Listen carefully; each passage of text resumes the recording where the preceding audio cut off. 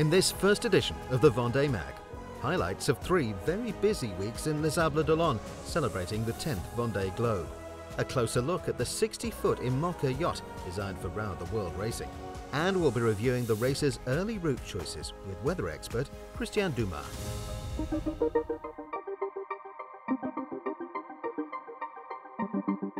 In late October, 40 of the world's top ocean racers sailed up Les Sables Channel and docked at the Port Alona Marina, 3 weeks before the start of the 10th Vendée Globe. 40 sailors of 11 different nationalities, 34 men and 6 women from 23 to 65 years of age, preparing to set sail on an incredible solo, non-stop, unassisted round the world on 60-foot sailing yachts. One skipper, one boat, alone at sea, an unparalleled race and the ultimate challenge. Starting and finishing in this channel, in Vendée, France.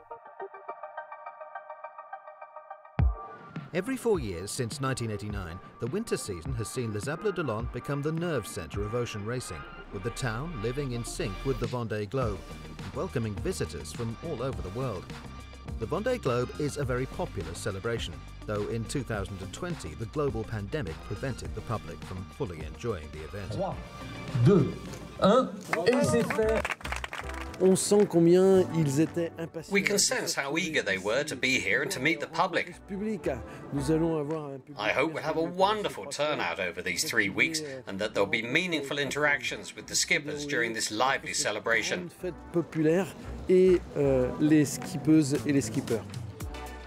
village had to live up to such a big event, the Everest of the Seas, the biggest race in the world. For 3 sunny, festive weeks, countless visitors have enjoyed immersing themselves in the world of ocean racing. Franchement, c'est joli à voir, quoi. A temporary 30,000 square metre village was erected on the quays of Les Sables for the occasion. An immersive, engaging and educational space showcases the Vendée Globe, its 40 skippers, the course, its legendary history and sporting achievements, the human endurance and the accidents at sea. Both entertaining and informative, the Positive Initiatives area highlighted the social and environmental commitments of various partners, associations and sponsors. For the 10th Vendée Globe, the race organiser, as part of its drive to preserve the oceans, set up the Vendée Globe Foundation Endowment Fund to offer financial support for projects, actions and scientific research focusing on the sea or its fauna. This initiative aligns with the race's partnership with UNESCO to accelerate ocean protection and deepen our understanding of the seas, the domain of sailors. 25 of them will take beacons, sensors, buoys, floats and weather stations aboard.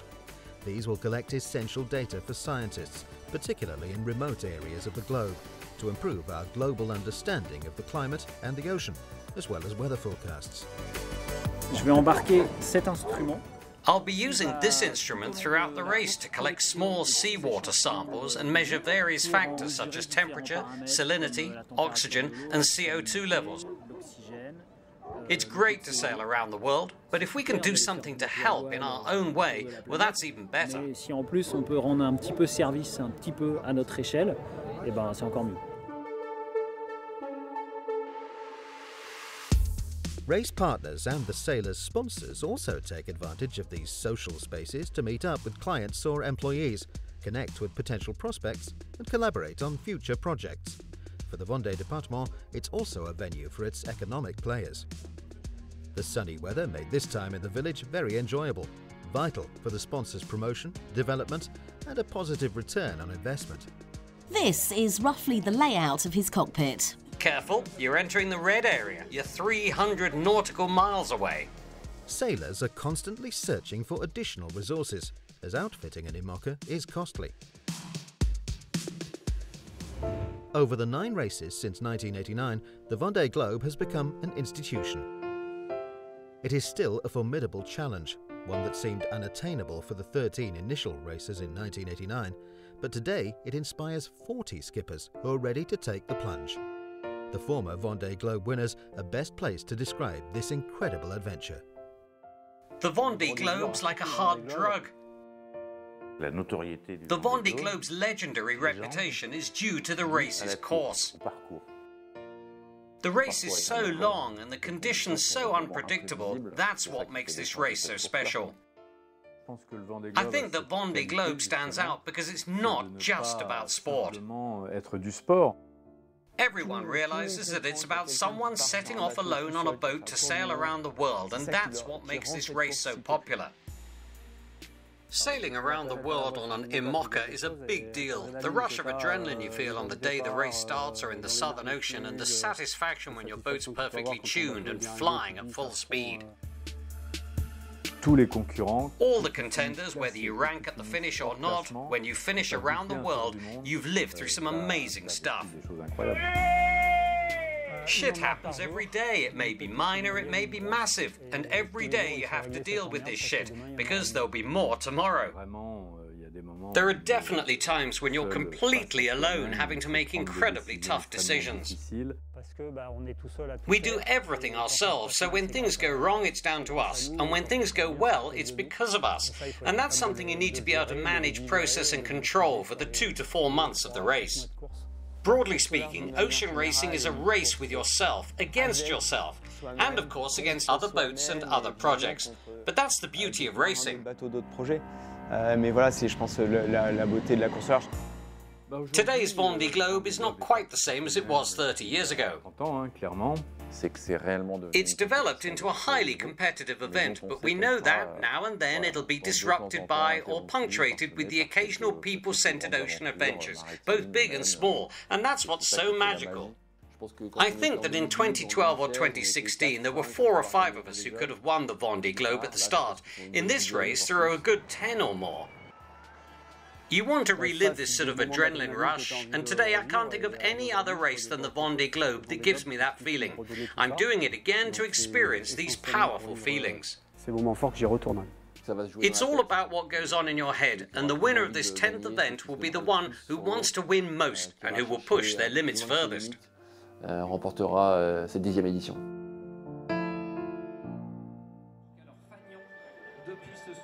He may never have raced in the Vendée Globe, but Sir Robin Knox-Johnston will forever be remembered as the first person to sail non-stop around the world single-handed in 1968 in the Golden Globe Challenge. He was the only person back then to complete the race in 312 days. Present in Les Sables d'Olonne, the trailblazer shared his admiration for what the Vendée Globe has become. But that's great. It's going to be very interesting, but I mean, I think this race has got a fantastic future because I think it is very well done, and I think the IMOCA Open 60 class is developing in an exciting way, which means people say, look, come on, this is the race I want to do. This is the one that gets my sponsor the best publicity. Great encouragement to everyone. All the Vendée Globe boats are prototypes, and their design and construction are governed by the IMOCA class rules. They are a framework of standards within which architects and engineers can innovate. These monohulls measure a maximum of 18.28 metres, with a maximum beam of 5.85 metres, a 4.5 metre swing keel with a bulb weighing 2,500 kilograms on average. The foils that look like big whiskers on either side enable the boat to rest on the water and to lift off, reducing water friction and minimising drag. Older boats are fitted only with dagger boards, i.e. they cannot fly, so they are slower than foilers.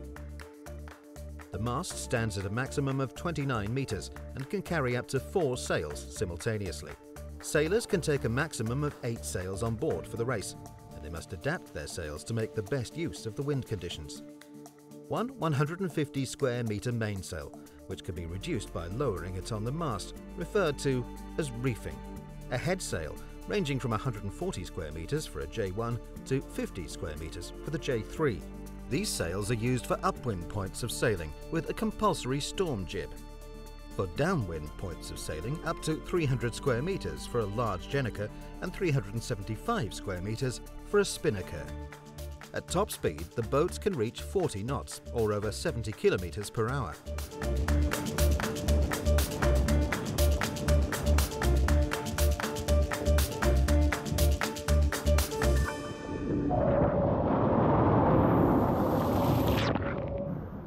The Vendée Globe course has remained unchanged since 1989. It starts and finishes at Les Sables d'Olonne, with no other stops en route. This time, the organizer has introduced 2 biodiversity protection zones around the Azores and Cape Verde.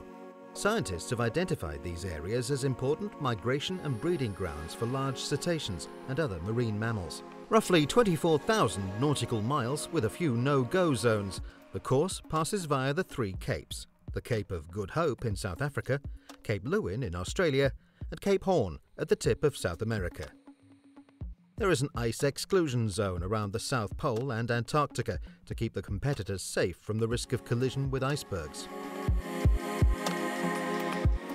The record time for the Vendée Globe course, 74 days, was set by Armel Leclerc in 2016.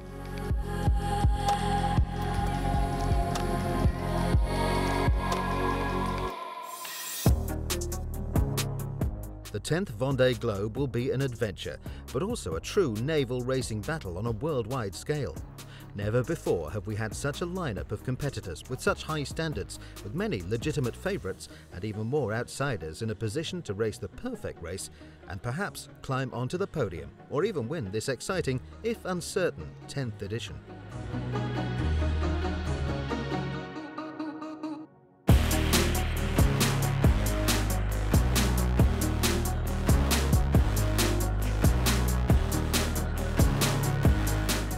All the sailors that are focused on performance set sail full speed ahead.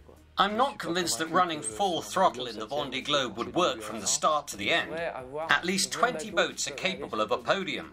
For me, it's exciting to know that there are going to be maybe 15 or more boats with the potential to win. It's going to be exciting to experience this from the inside. One thing's for sure, the race will be tough, probably even tougher than in 2020. It's going to be really hard to maintain a high level of performance for skippers and boats over the 80 days, so it's not over until it's over. The outcome of the race is never written in stone. Even if the start of the race isn't exactly what you'd hope for, nothing is predetermined. Remember, the race is extremely long. Two things. One, it's great to be one of the favourites because it means you've been working hard. But being a favourite doesn't give you extra points or miles. The example of Yannick, who won last time, speaks for itself. I don't think anyone had put much money on him, and in the end he came out on top. Adventure is shaped by chance, and for these 40 talented skippers, the course will be influenced by weather, unforeseen circumstances, damage, and race incidents, regardless of the achievements or merits of the sailors. 4 years ago, with 48 hours to go, 5 sailors could still win. This could be the case again this year, with even more contenders. So let's take a closer look. 7 skippers stand out from the pack, either because they've won the last transatlantic races or because they've frequently made the top 3. On the latest generation of boats, they've all shown an ability to raise their level of commitment on the circuit over the last 4 years. And they all have the expertise, but we all know that this isn't always enough. Charlie Dalin, Thomas Rouillon, Johan Richomme, Jeremy Bayou, Boris Herman, Sam Davis and Sam Goodchild are the 7 well-known favourites who will set the pace as soon as they cross the starting line. If the reliability of their boats doesn't fail them, they should be in front. But how long for? We don't know, as such a long race demands humility. The Vendée Globe is a race by elimination. If you don't understand that, there's no point in going. Behind them, a group of outsiders, including Nicolas Lundven, Paul Mela, Justine Metreau, Damien Seguin, Sebastian Simon, Louis Burton, Yannick Besthaven and Maxime Sorel, who have little to fear. These men and women could show the world who they really are in this Vendée Globe and lead the race, as they all have what it takes to be at the head of the fleet. Still among the foilers, a last group of solid sailors will seize the slightest opportunity offered by the leaders. The daggerboard boats will also have a tough race on their hands, and, depending on the weather on their route, their speed deficit might not be a complete obstacle, or could even enable them to hold their own against the foilers, as in 2020. Jean Le Cam and Eric Bellion, who've built 2 new boats with straight daggerboards rather than foils, are gambling on this. With old boats, Violette d'Orange, Tanguy Touquet, Louis Duc, Benjamin Ferret, Sébastien Marseille and Guirec Soudet will compete in a high-intensity race for their first Vendée Globe.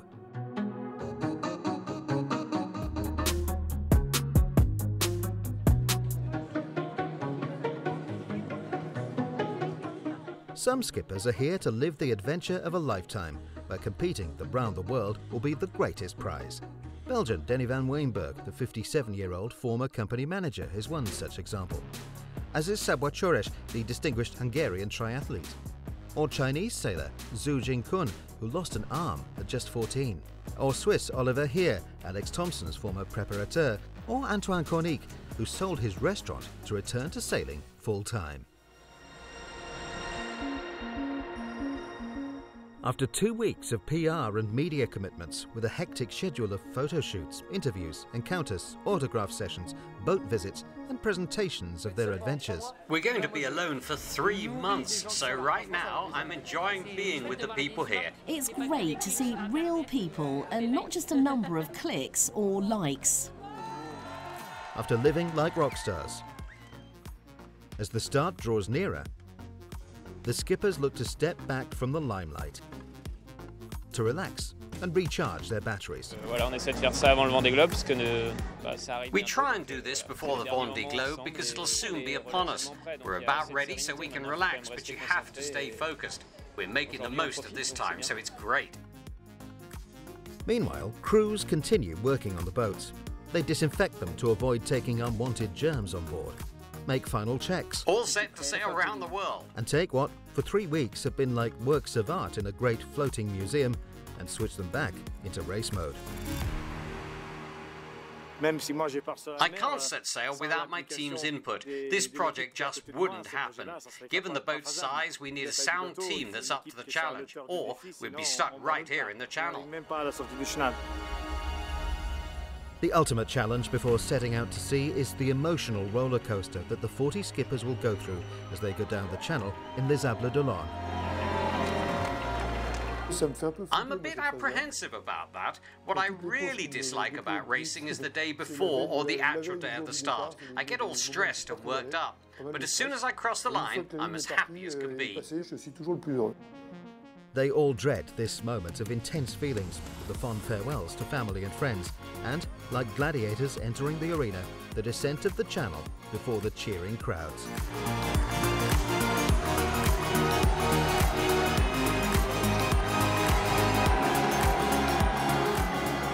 C'est vraiment un truc que j'ai envie de vivre. I'm so looking forward to that moment. I really don't want to miss out. I want to feel the emotions and then recover quickly afterwards to focus on the start. Pour concentrer sur le départ. Again, I don't really know what to expect because the last race start was COVID. This time it's going to be different. It will be more distracting, I think. But the thing that's different this time is that my friends and family will be there. Last time they were not there. I was entirely alone.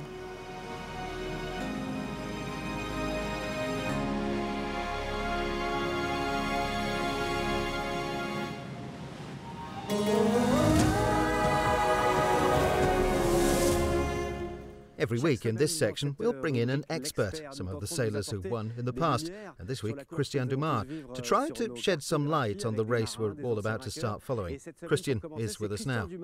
Hello, Christian. Hello, Francois. You're the race's weather consultant. The good news that has everyone relaxed on the pontoons is that on the face of it, the conditions seem very favourable for the start. Yes, absolutely. We're expecting little to no wind at the starting line, so good conditions with the wind set to strengthen gradually in the evening, but no strong winds in any case as they leave the Bay of Biscay. So the skippers will easily find their sea legs as they transition from land to sea at a race start with a northeasterly wind, something we haven't seen since 1989. That means downwind conditions. Yes, that's right. The boat should be setting off with the wind on the beam or downwind, so with the wind coming from behind. This means easier sailing conditions, and so less swell since the wind is coming from ashore. So yes, little swell offshore. And in terms of strategy, everyone's going to be looking to change course fairly sharply off Cape Finisterre, I think. L'idée, c'est de partir d'abord un petit peu dans l'ouest pour l'instant. The idea is to start out a little to the west for the moment, to look for a little more wind, because there's very little wind on the coast, so it's best to head west. And then a variety of tacks. To sail all the way to Cape Finisterre, they'll need to round Cape Finisterre quite close hauled. This is yet to be determined. And then dive south to the Canaries. Et puis ensuite plonger vers les Canaries dans le sud. Does that mean that to pick up the trade winds, we're going to stay with the downward conditions as far as the equator? Exactly. The leading boats could have a fair wind until the equator, in any case up to the doldrums. Once in the doldrums, the winds can be erratic, but we could have what we refer to as Portuguese trade winds along the coast of Portugal, so a northeasterly. So a leading wind, then the trade winds to the doldrums. Portant par la suite donc l'Alizé jusqu'au poteau noir. A rather comfortable start then to the Vendée Globe. Thank you, Christian Dumas. And to bring this magazine to a close, I'd like to introduce you to the people without whom these 3 weeks would not have been so idyllic. These are the volunteers from Les Sables d'Olonne. Short ones at the front, tall ones behind. Full brigade.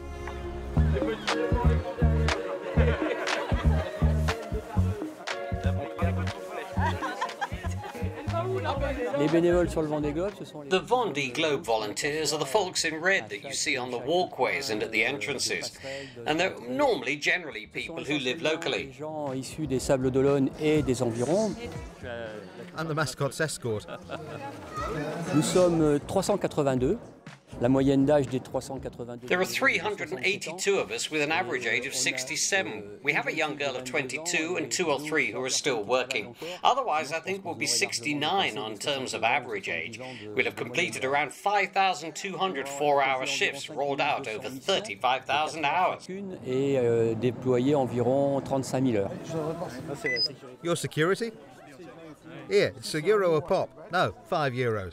Didn't you see? Oh, it doesn't matter. Are you not asking for a kiss too? I'm scanning badges to check that folks are entitled to access the pontoon with their pass. It's a difficult job, but as I'm very smart, I manage. The role involves welcoming, checking and informing visitors. It's mainly information and questions like where are the toilets? Well, that's a favourite. It's probably actually the most asked question. Right-hand queue, please. This is for passes. You need to keep an eye out, but a smile works wonders. This year we volunteers from a bit further afield in the west of France and a guy from Quebec who signed up at the last minute. His dream was to do the Vendée Globe, so we took him on and he cheers us up with his tuneful and slightly peculiar accent. Good morning. At the race village they call me Francois the Canadian. I've come from Quebec especially to volunteer for the Vendée Globe. I'm often down here at 8 or 9 a.m. to walk along the pontoons, just to live the experience to the full. Vive l'expérience à fond. Je m'amuse. Tous les jours. I'm having fun. Every day. I managed to get some time off so I could come and spend my days in the Vendée Globe village. It's my passion. Au village Vendée Globe. Puis j'espère bien. And I hope to be back in 4 years' time. Ça doit être tellement dur. It must be so hard. I take my hat off to these men and women who share their dream with us. Bravo! Chapeau.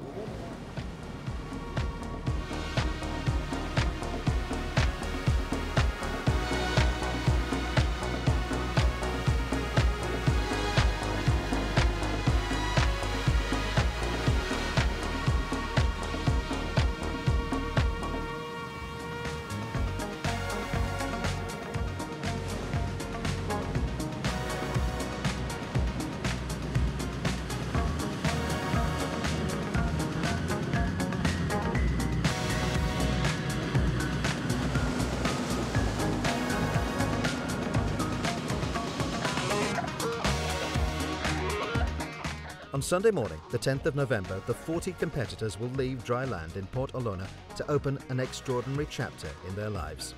The start gun will fire at 13:02, and after 4 years of build-up, the adventure of the 10th Vendée Globe will be underway at last.